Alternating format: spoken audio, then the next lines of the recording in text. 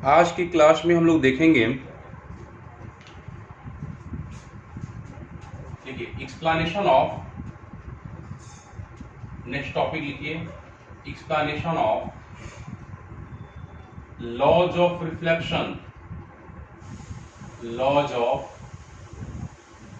Reflection on the basis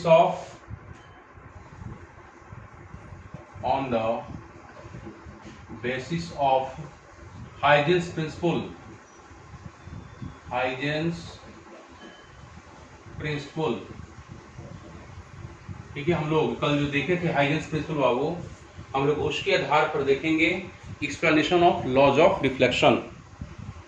ठीक है, समझिएगा, डायग्राम से मैं पहले समझा रहा हूं, उसके बाद तब लैंग्वेज वगैरह की बात होगी। पहले इस चीज को समझिए कि क्या है ये भाई। हाइजेंस प्रिंसिपल से हम लोग कैसे लॉज ऑफ रिफ्लेक्शन को हम लोग एक्सप्लेनेशन करते हैं। इसके लिए सबसे पहले आप डायग्राम को देखिए। मैं डायग्राम बना रहा हूं और जो जो बोलूंगा सुनिएगा ध्यान से। देखिए, इसको एक्सप्लेन करने के लिए हम सबसे पहले एक रिफ्लेक्टिंग सरफेस लेते हैं बाबू। हम लोग लॉज ऑफ रिफ्लेक्शन को एक्सप्लेनेशन करेंगे with the help of Huygens principle. इसके लिए हमें एक रिफ्लेक्टिंग सरफेस की जरूरत पड़ेगी। तो हम एक रिफ्लेक्टिंग सरफेस जो है हमने दिखा दिया है। ठीक है, रिफ्लेक्टिंग सरफेस है तो भाई एक तरफ तो सिल्वरिंग होना चाहिए ना। ये हमारा रिफ्लेक्टिंग सरफेस है। चलिए, यहां से बाबू लाइट का जो है हम लोग जिस तरह से देखे थे, तो किसी भी वेव के लिए यहां बात हो रही है, कोई जरूरी नहीं है कि सिर्फ लाइट ही हो। हम लोग एक वेव के रिफ्लेक्शन की बात करते हैं। जैसे लॉज ऑफ रिफ्लेक्शन जब पढ़ते हैं आप, तो ऐसा नहीं कि सिर्फ वो लाइट के लिए, वो साउंड के लिए भी होता है। समझे बात? तो हम लोग देखते हैं पहले यहाँ पर इस मीडियम में, ये हमारा एक मीडियम है। इस मीडियम में बाबू कोई एक वेव फ्रंट को हम लोग पहले कंसीडर करते हैं। वेव फ्रंट को कंसीडर कर रहे हैं, उस वेव फ्रंट का नाम दे रहे हैं, डायग्राम को एकदम ध्यान से देखिएगा, समझिएगा। उसका नाम दे रहे हैं बाबू उस वेव फ्रंट का PQ, PQ।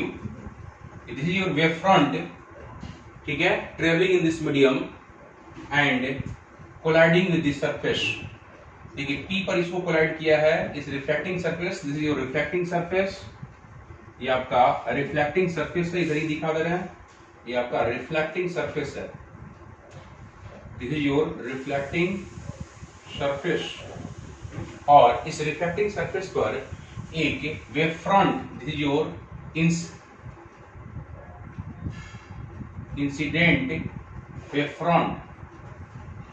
ठीक है, ये इंसिडेंट वेव फ्रंट हो, इसका नाम दिया गया वो PQ, जो इस सरफेस से एंगल R पर, एंगल I कर देते हैं यहां पर, बाद में R यूज करेंगे हम लोग रिफ्लेक्शन के लिए। एंगल I पर जो है इंसिडेंट होता है, इसका नाम है इंसिडेंट वेव फ्रंट। चूंकि ये इंसिडेंट हो रहा है इसलिए इसका नाम दे दिया गया incident wave front. Wave front आपको पढ़ा दिया गया है। Wave front just like imagine surface है, और ये जो है इस मीडियम में बाबू ये ट्रेवल कर रहा है स्पीड v से। ठीक है, स्पीड v से ट्रेवल कर रहा है। कुछ समय के बाद, खुद सोचिए आप, डायग्राम को देखिए ध्यान से। कुछ समय के बाद ये जो Q पॉइंट आप देख रहे हैं बाबू, इस तरह से ट्रेवल कर रहा है v स्पीड से। कुछ समय के बाद ये जो Q पॉइंट है, ये जाकर आगे इस तरह आगे बढ़ता हुआ ये Q जो है जाके वहां पे टकराएगा, रिफ्लेक्टिंग सरफेस के साथ टकराएगा। वो जब भी दिखाइएगा तो परपेंडिकुलरली दिखाइएगा। ठीक है, क्योंकि हम लोग इस तरह से दिखा रहे हैं, तो यहां पर भी इसको परपेंडिकुलरली ले जाइएगा। ठीक, ये जाकर टकरा रहा है बाबू, यहां से ये Q जो है यहाँ पे टकरा रहा है। इस पॉइंट का नाम दे रहे हैं हम लोग P डैश, क्योंकि हम लोग P ऑलरेडी यूज कर चुके हैं, यहाँ पे नाम दे रहे हैं हम लोग P डैश। ठीक, मतलब ये कुछ समय के बाद, और टाइम है आपको आफ्टर टाइम T, जो टाइमिंग है आफ्टर टाइम T। ठीक है, आफ्टर टाइम T इसने जो डिस्टेंस ट्रेवल किया, after time T distance travelled, distance travelled जिसने किया वो है आपको बाबू P डैश Q या QP डैश। QP डैश, और डिस्टेंस का फॉर्मूला होता है बाबू स्पीड इनटू टाइम। पढ़े ना आप लोग, डिस्टेंस इक्वल टू फॉर्मूला आप लोग पढ़े हैं स्पीड इनटू टाइम। मतलब स्पीड आपका v हो गया और टाइम हो गया t, v इंटू टी हम लोग मल्टीप्लाई कर रहे हैं, मतलब this provides you v into T. ये आपको ये ट्रेवल डिस्टेंस है बाबू यहाँ से यहाँ तक, ठीक है। After time t distance travelled equal to QP dash equal to vt। अब समझिएगा बात को,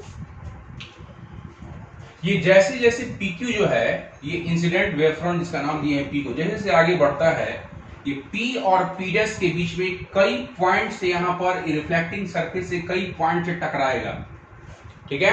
कई पॉइंट्स यहाँ पे कॉमन होंगे, और जब टकराएगा तो वहां से सेकेंडरी वेवलेट्स प्रोड्यूस होंगे। सेकेंडरी वेवलेट्स प्रोड्यूस होंगे, यहाँ से बहुत सारे सेकेंडरी वेवलेट्स प्रोड्यूस होंगे, एक के बाद एक, एक के बाद एक, जैसे जैसे आगे बढ़ेगा, ठीक है। और वो सेकेंडरी वेवलेट्स जो है वो सबसे पहले जो है यहाँ पे प्रोड्यूस होता है सेकेंडरी वेवलेट, ठीक है। यहाँ पर जो डिस्टेंस हमने कहा कि Q ने T टाइम के बाद P डैश तक पहुंचा, एट सेम टाइम हम लोग उसी टाइम की बात कर रहे हैं, यहाँ से P से जो सेकेंडरी वेवलेट्स जो प्रोड्यूस होगा वो भी कुछ डिस्टेंस कवर करेगा, और वो डिस्टेंस होगा बाबू इसी के बराबर जो ये डिस्टेंस आप दिखाए हैं, इसी के बराबर ये डिस्टेंस जो हमने दिखाया है, इसी डिस्टेंस के बराबर ये उसी टाइम में T टाइम में जो है बाबू T टाइम में उतना ही डिस्टेंस ट्रेवल करके ये PQ डैश तक पहुंचता है, क्योंकि हम लोग Q ऑलरेडी यूज कर चुके हैं, हम लोग यहां लिख रहे हैं Q डैश, ठीक है। आफ्टर टाइम T, ये भी जो है आफ्टर टाइम T, ये आफ्टर टाइम T की ही बात हो रही है। Time T distance travelled, distance travelled, इसके लिए डिस्टेंस ट्रेवल्ड के लिए हम बात करें बाबू, इसके लिए डिस्टेंस ट्रेवल्ड, ये भी हमारा क्या हो जाएगा PQ डैश, ठीक है, हमारा PQ डैश, और ये भी हो जाएगा V into T, PQ dash equal to V into T. Clear है?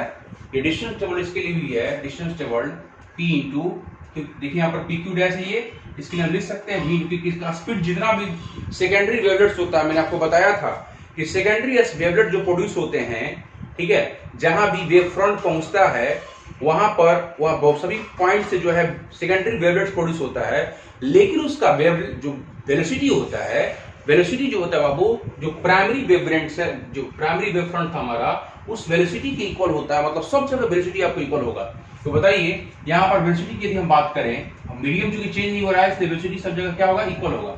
V इंटू टी, इसका भी वही होगा, इसका भी वही होगा, दोनों VT है बाबू, ये डिस्टेंस और ये डिस्टेंस दोनों बराबर होगा, स्वाभाविक सी बात है, दोनों डिस्टेंस हमारा क्या होगा, बराबर होगा। अब देखिए ध्यान से, हम लोग इसको सेंटर मानकर, ठीक है, assuming the P as a centre and PQ dash as a radius, we draw an arc, ठीक है।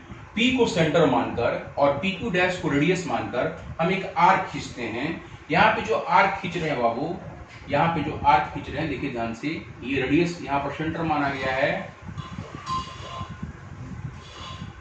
सेंटर माना गया है बाबू, सेंटर माना गया है P को, सेंटर माना गया P को, और जो रेडियस माना गया वो है PQ डैश, ठीक है, ये रेडियस है, वो सेंटर है। यहां से हम लोग क्या करते हैं, इस जो आर्क है हमारा, P डैश से हम लोग एक क्या करते हैं, टेंजेंट ड्रॉ कर रहे हैं। P डैश से हम एक टेंजेंट ड्रॉ करते हैं इसी आर्क पर, इस आर्क पर हम लोग क्या कर रहे हैं बाबू, एक टेंजेंट ड्रॉ कर रहे हैं, एक टेंजेंट ड्रॉ कर रहे हैं।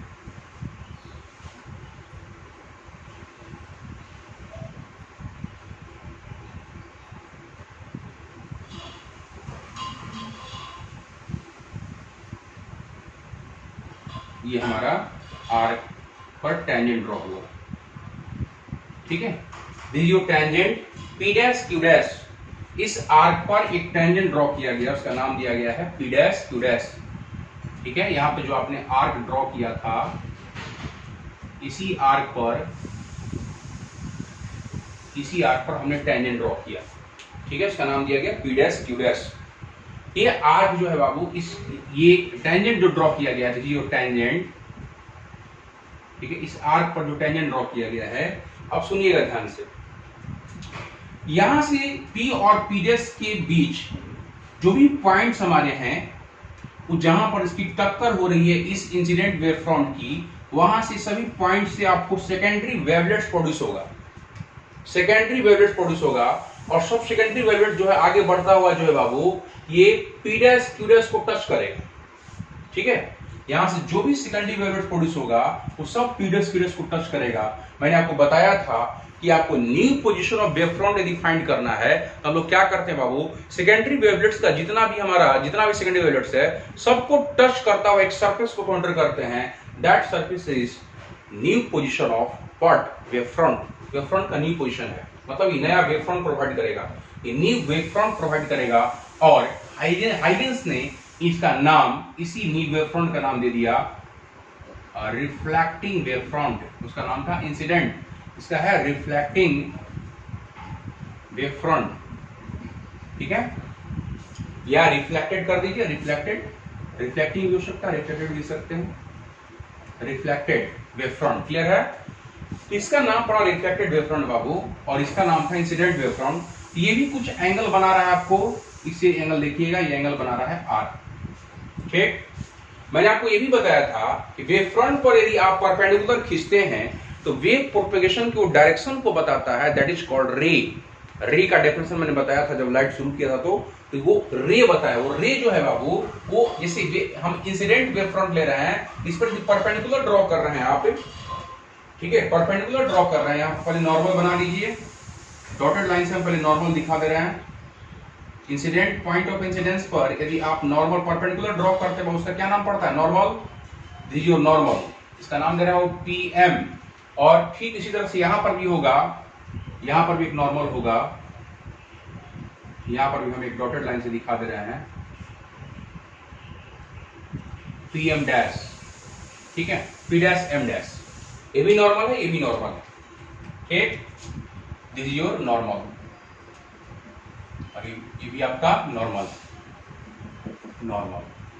ठीक, चलिए अब आइए इस पर जो आप परपेंडिकुलर ड्रॉ कीजिएगा, इस पर जो भी परपेंडिकुलर ड्रॉ किया जाएगा बाबू, वो इंसिडेंट रे को बताएगा। Perpendicular drawn at the incident wave front, perpendicular drawn at the incident wave front known as incident ray. एक रे को इंडिकेट करता है। यदि इंसिडेंट वेव फ्रंट पे यदि आप ड्रॉ करते हैं कोई परपेंडिकुलर, ये बताता है बाबू इंसिडेंट रे का। इसका नाम देते हैं हम लोग PN, इंसिडेंट रे को बताया, क्योंकि इंसिडेंट वेव फ्रंट पर परपेंडिकुलर ड्रॉ किया गया है। और देखिए यहाँ पर रिफ्लेक्टेड वेव फ्रंट पे यदि आप परपेंडिकुलर ड्रॉ कीजिएगा तो देगा रिफ्लेक्टेड रे को देगा, ये प्रोवाइड करेगा रिफ्लेक्टेड रे को। This provides you reflected ray. यहां पर ये परपेंडिकुलर है, ठीक है, ये आपका रिफ्लेक्टेड रे को प्रोवाइड करेगा, और रिफ्लेक्टेड रे, और इधर हो गया इंसिडेंट रे।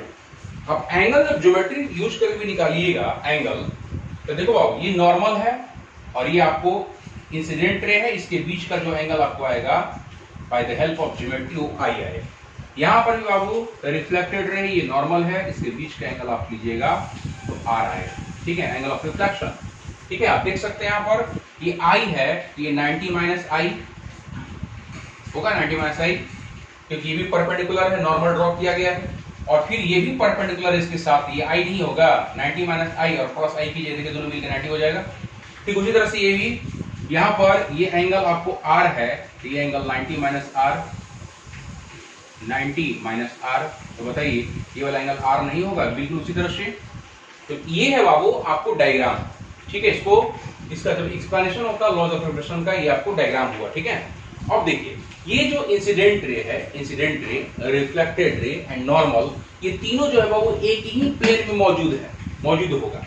ठीक है, क्योंकि जो वेव फ्रंट आप देख रहे हैं, incident wave front, reflected wave front and normal, ये तीनों जो है बाबू एक ही प्लेन में है। तो इस पर जो परपेंडिकुलर आप ड्रॉ कर रहे हैं वो एक ही प्लेन में होंगे। इसका नाम दे रहे हैं PN, इसका नाम दिए हम P' and dash, हम इसका नाम दिया है। देखिए इस आधार पर हम लोग ये कहेंगे कि जो इंसिडेंट रे है, रिफ्लेक्टेड रे मिला, और नॉर्मल में से कोई भी ले लीजिए, पीएम या PM P dash M dash, दोनों नॉर्मल ही है, ये तीनों एक ही प्लेन में लाई करेंगे। जब एक ही प्लेन में लाई करेंगे तो लॉज ऑफ रिफ्लेक्शन में जो फर्स्ट लॉ था, incident ray, reflected ray and normal all lie in same plane, ये अपने आप एक्सप्लेनेशन हो जा रहा है। बोलिए, फर्स्ट लॉ का तो हमारा एक्सप्लेनेशन हो गया हाइगेन्स प्रिंसिपल से। हाइगेन्स प्रिंसिपल में आपको वेव फ्रंट पे काम करना है, और वेव फ्रंट की सहायता से बाबू, क्योंकि फर्स्ट लॉ, फर्स्ट पॉइंट देखिएगा, उनका फर्स्ट एजम्पशन जो था हाइगेन्स प्रिंसिपल में, आपको वेव फ्रंट के बारे में बताया गया। इसलिए यहाँ पर वेव फ्रंट को ही लेकर जो है आगे बढ़े हम लोग, मतलब हाइगेन्स प्रिंसिपल की सहायता लेकर हम लोग इसको क्या कर रहे हैं, एक्सप्लेनेशन कर रहे हैं लॉज ऑफ रिफ्लेक्शन का। अब आइए सेकेंड लॉ पर आते हैं, सेकेंड लॉ को समझते हैं। सेकेंड लॉ क्या कहता है बाबू, angle of incidence is equal to the angle of reflection, यही होता है ना। इसको भी देख लेते हैं हम लोग। यहाँ पर दो ट्रायंगल आपको दिख रहा होगा, दोनों राइट एंगल ट्रायंगल है। यहाँ पर भी आप जो टेंजेंट ड्रॉ कीजिएगा, ये भी आप नॉर्मल बना रहे हैं। यहाँ पर दो ट्रायंगल देखिए ध्यान से आप लोग, in right angle triangle, right angle triangles, दो ट्रायंगल हम ले रहे हैं बाबू, इसका नाम दे रहे हैं P Q P dash, P Q P dash, and इधर से ट्रायंगल देखो बाबू, पी या P dash Q dash P, P dash Q dash P, ये दो हमने राइट एंगल ट्रायंगल लिया, ठीक है। और दोनों राइट एंगल ट्रायंगल में जरा बताओ बाबू, ये P P dash, P P dash, क्या ये कॉमन नहीं है दोनों ट्रायंगल में? ये दोनों राइट एंगल ट्रायंगल में कॉमन है कि नहीं है?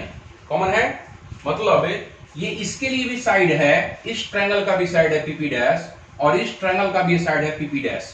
इसका मतलब है PP dash equal to PP dash, ये कॉमन है, कॉमन, दोनों में कॉमन है, कॉमन साइड, ठीक है। अच्छा अब आइए, एक तो दिख रहा है हमें, दूसरा देखिए। आप ये बताओ बाबू, ये जो डिस्टेंस था QP dash after time T, distance जो आपको लिखा था मैंने QP dash equal to VT, और ये भी था वीटी, ये भी वीटी है, पीक्यू डैश भी वीटी है और क्यूपी डैश भी वीटी है, तो दोनों इक्वल नहीं हुआ।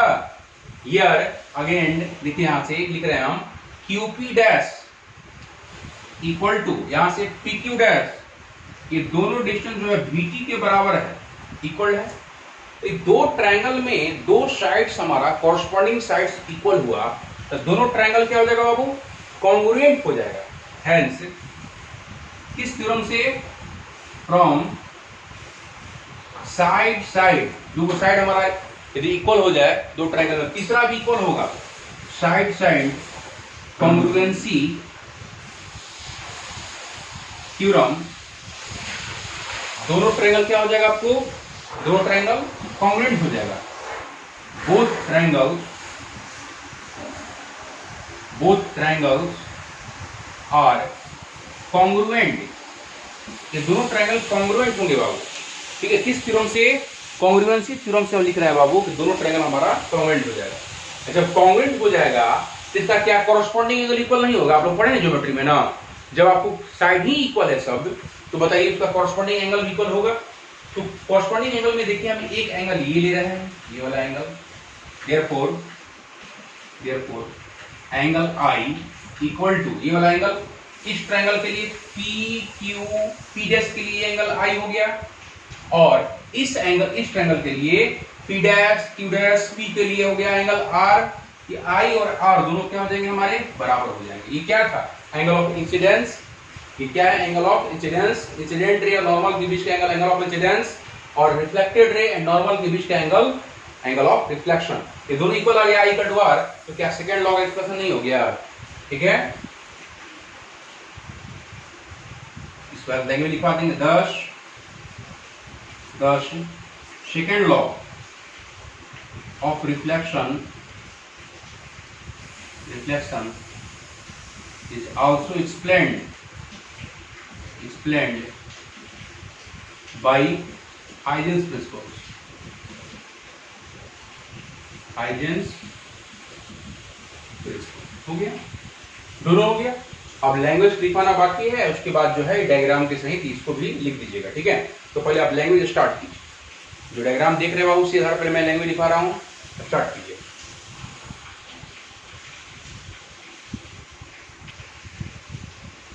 चलिए लिखिए, लैंग्वेज लिखिए तो बाबू, स्टार्ट कीजिए। Consider consider an incident wavefront, consider an incident wavefront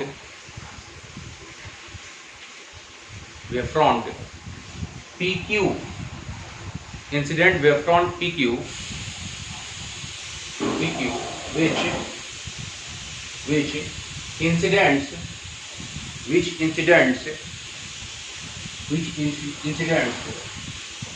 at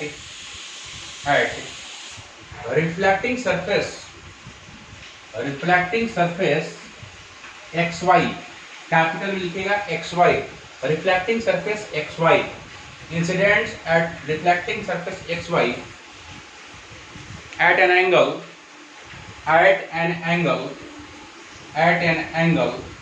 of I, at an angle I angle पर जो है इंसिडेंट हो रहा है, ठीक है, at an angle I, clear है, at an angle I, ठीक। देखिए प्रश्नों के बाद, in this medium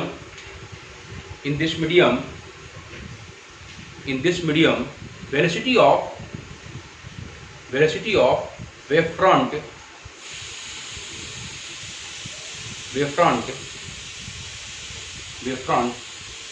is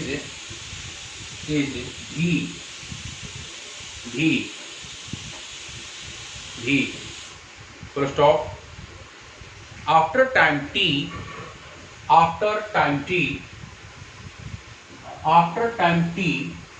लिखा हुआ देखिए, after time t distance travelled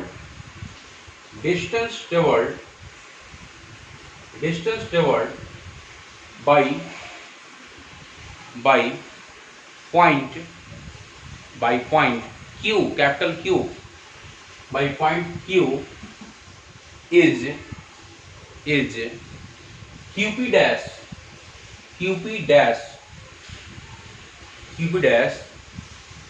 equal to क्या लिखा गया, vt, qp dash equal to लिख लीजिए vt, फार्मूला से, स्पीड इंटू टाइम से, qp dash equal to vt, v into t,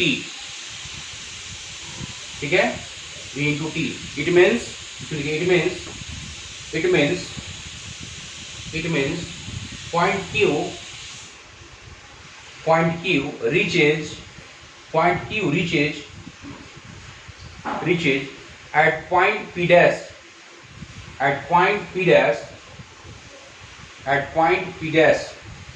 after time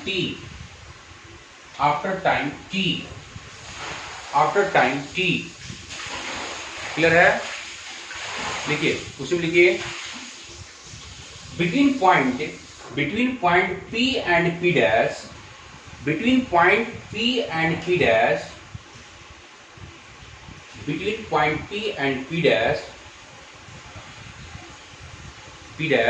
many secondary wavelets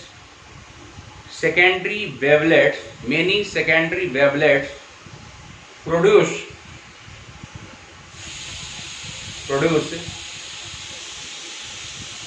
after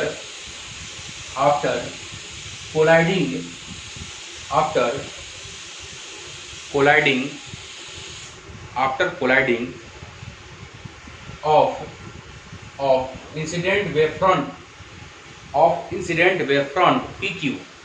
of incident wavefront PQ। PQ जो है बाबू, ये जो आगे बढ़ रहा है तो P और P डैश के बीच में टकरा रहा है, तो बहुत सारे सेकेंडरी वेवलेंट्स प्रोड्यूस होंगे। सेकेंडरी वेवलेंट जो प्रोड्यूस होगा, ठीक है, बहुत सारे पॉइंट्स यहाँ पे टकरा रहे हैं, कॉमन हो रहे हैं, उस सबसे जो है सेकेंडरी वेवलेंट्स प्रोड्यूस होगा। देखिए, एट फर्स्ट प्रश्न के बाद देखिए, at first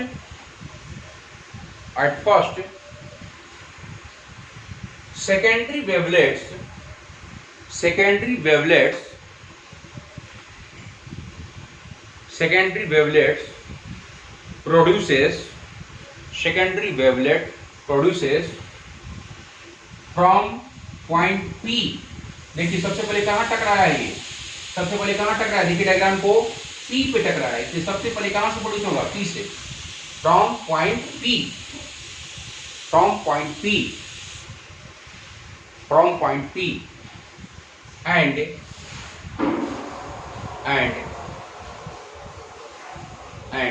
this wavelet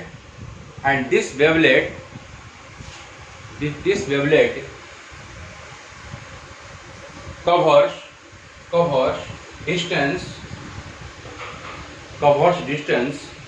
PQ dash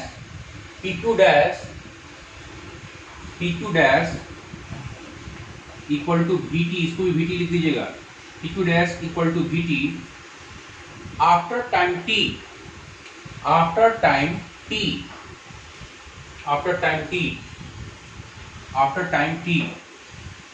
ठीक है। आफ्टर टाइम T के बाद ये कौन सा डिस्टेंस कर रहा है, PQ dash VT लिखिएगा। देयरफॉर लीजिए, आप लिख रहा हूं मैं, ये जस्ट नीचे लिखिएगा। देयरफॉर ये दोनों इक्वल है, क्यों भाई, यहां से हम लिखा था QP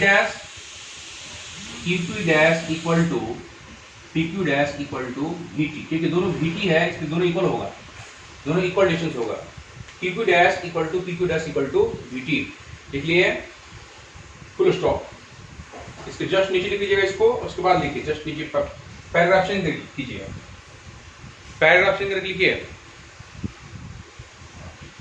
लिखिए जस्ट नीचे से, ठीक है। Assuming point P as a center, point P as a center and PQ dash board में भी देखते रहिएगा आप लोग, PQ dash as radius and PQ dash as radius,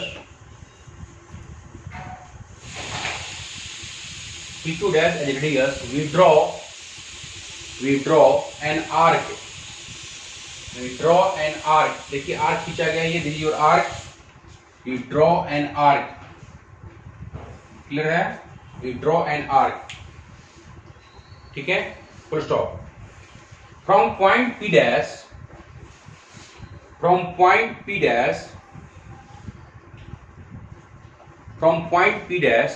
we also draw a tangent to this arc,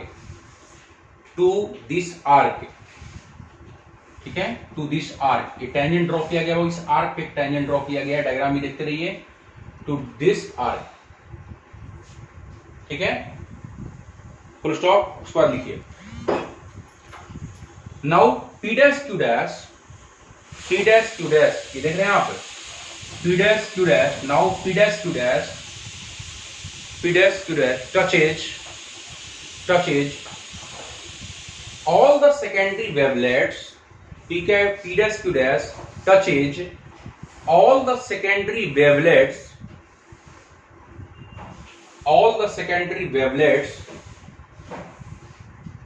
produced between P and P dash, इसके बीच में जितना भी सेकेंडरी वेवलेट प्रोड्यूस हो रहा है बाबू, वो सबको टच कर रहा है ये, ठीक है, टच कर रहा है। याद कीजिए, मैं बताया था आपको कि न्यू पोजीशन, आपको जो न्यू वेव फ्रंट यदि फाइंड करना आपको, तो जो वहां से सेकेंडरी वेवलेट जो प्रोड्यूस होगा, वो जो टच करेगा जहां पर वो क्या दे देगा आपको, न्यू वेव फ्रंट दे देगा। This is your new wave front and according to Huygens this is known as reflected wave front, ठीक है। प्रोसेस बाद लिखिए, between P and P dash लिख लिया, प्रोसेस बाद लिखिए। उसके बाद according to Huygens,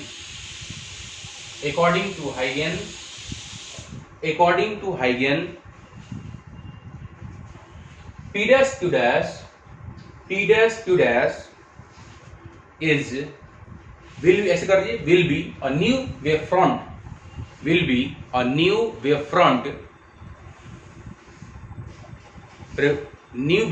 which is known as reflected wave front, इसी को नाम नया वेव फ्रंट होगा क्या, रिफ्लेक्टेड वेव फ्रंट होगा। इसका लिखिए, इसका नया नाम क्या है, reflected wave front, which is known as reflected wave front, clear है, reflected wave front, full stop. Paragraph कीजिए, फिर से नीचे लिखिए, ठीक है। 10 a perpendicular drawn at incident wave front, perpendicular drawn at incident wave front। देखिए इंसिडेंट वेव फ्रंट पे कौन सा परपेंडिकुलर ड्रॉ किया गया है, Pn, लिखिए Pn, Pn, Pn ब्रैकेट में कर दीजिए इंसिडेंट रे, जो इस पर जो परपेंडिकुलर ड्रॉ करेंगे इंसिडेंट वेव फ्रंट पे तो दे देगा इंसिडेंट रे, और रिफ्लेक्टेड वेव फ्रंट पर ड्रॉ करेंगे बाबू परपेंडिकुलर, उसको दे देगा रिफ्लेक्टेड रे।